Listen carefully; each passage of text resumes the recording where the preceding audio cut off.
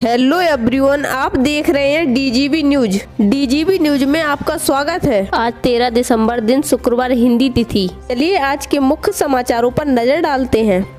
आम आदमी पार्टी के राष्ट्रीय संयोजक अरविंद केजरीवाल ने दिल्ली की महिलाओं के लिए एक बड़ी घोषणा की। उन्होंने दिल्ली में सरकार बनने के बाद महिलाओं को प्रति माह 21 रुपए देने का ऐलान किया। इसे मुख्यमंत्री महिला सम्मान योजना का नाम दिया गया। बता दें, लोकसभा चुनाव से पहले केजरीवाल ने महिलाओं को हर माह 1000 रुपए की बात कही थी, लेकिन अब इस राशि को बढ़ा दिया है। शहरी क्षेत्रों में गरीबों और झुग्गी झोपड़ियों में रहने वाले लोगों के लिए प्रधानमंत्री आवास योजना के तहत 6 लाख घरों के निर्माण की मंजूरी मिल गई है। पीएम आवास योजना के दूसरे चरण में शहरों में 5 साल में 1 करोड़ घर बनने हैं। केंद्र सरकार के साथ लगभग सभी राज्यों और केंद्र शासित क्षेत्रों ने MOU पर हस्ताक्षर कर दिए हैं। मंत्रालय के अधिकारियों ने कहा कि लगभग सभी राज्यों घर के प्रस्ताव मिले हैं। राज्यों में लाभार्थियों के चयन की प्रक्रिया 2025 से शुरू कर दी जाएगी।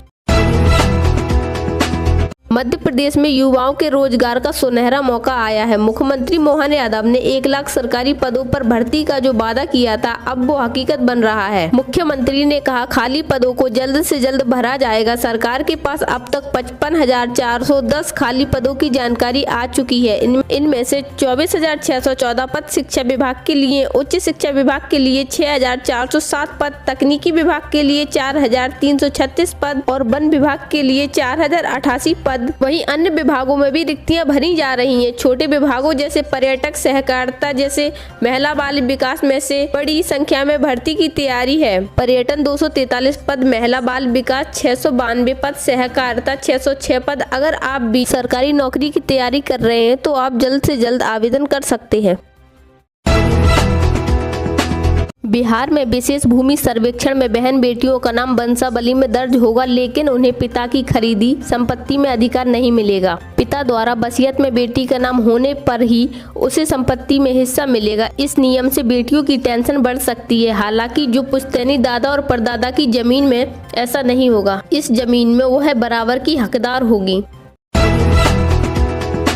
कुछ समय में नए साल यानी न्यू ईयर 2025 का शुभारंभ होने जा रहा है। इस नए साल की शुरुआत बुधवार के दिन से होगी। ऐसे में आप वास्तुशास्त्र के हिसाब से शुभ मानी गई इन चीजों को अपने घर में ला सकते हैं, जिससे आने वाला साल आपके लिए सुख समृद्धि लेकर आएगा। दक्षिणावर्ती शंख रखना भी वास्तु की दृष्टि से काफी शुभ माना जाता है। शंख को आप मंदिर में स्थापित कर सकते हैं। कामधेनु गाय की मूर्ति को हिंदू धर्म में काफी शुभ माना जाता है और आप सफेद हाथी की मूर्ति को भी घर में रख सकते हैं।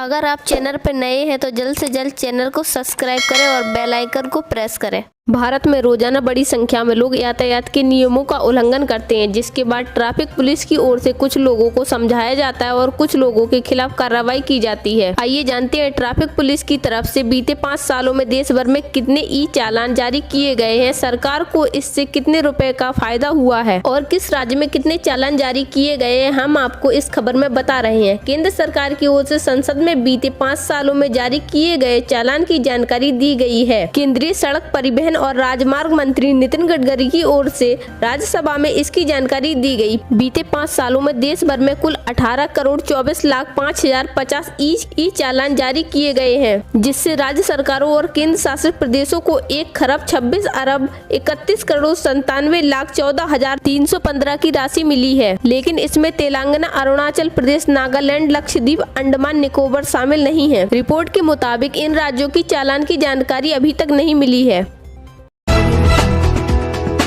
सुप्रीम कोर्ट में पूजा स्थल अधिनियम 1991 के खिलाफ दायर याचिकाओं पर सुनवाई हुई। CJI संजीव खन्ना ने कहा कि इस मामले की अगली सुनवाई तक मंदिर मस्जिद से जुड़े किसी भी नए मुकदमे को दर्ज नहीं किया जाएगा। Chief justice Rajiv Khanna, justice Sanjay Kumar और जस्टिस KV विश्वनाथन की स्पेशल बेंच में इस मामले पर सुनवाई की। सुप्रीम कोर्ट में पूजा स्थल अधिनियम 1991 के खिलाफ दायर याचिकाओं पर सुनवाई हुई। CJI संजीव खन्ना ने कहा कि इस मामले की अगली सुनवाई तक मंदिर मस्जिद से जुड़े किसी भी नए मुकदमे को दर्ज नहीं किया जाएगा। Chief justice Rajiv Khanna, justice Sanjay Kumar और जस्टिस KV विश्वनाथन की स्पेशल बेंच में इस मामले पर सुनवाई की। देश में लोकसभा और विधानसभा चुनावों समेत सभी चुनावों को एक साथ करवाने का रास्ता अब साफ हो गया है। मोदी कैबिनेट ने एक राष्ट्र एक चुनाव बिल को आज मंजूरी दे दी है। केंद्र सरकार इस बिल को अगले हफ्ते संसद में पेश कर सकती है। आयकर विभाग ने उत्तर प्रदेश में बड़ी कार्रवाई की है। लखनऊ, हरदोई, मुरादाबाद सहित कई जिलों में केमिकल और मार्बल व्यापारियों के घरों और गोदामों का सर्वे किया जा रहा है। आरोप है कि ये व्यापारी आयकर रिटर्न में गड़बड़ी कर रहे थे। विभाग कई महीनों से इनकी निगरानी कर रहा था। लखनऊ में एके जैन, डीके जैन मार्बल्स के यहाँ टीम सर्वे कर रही है। अगर आप चैनल पर नए हैं तो जल्द से जल्द चैनल को सब्सक्राइब करें और बेल आइकन को प्रेस करें।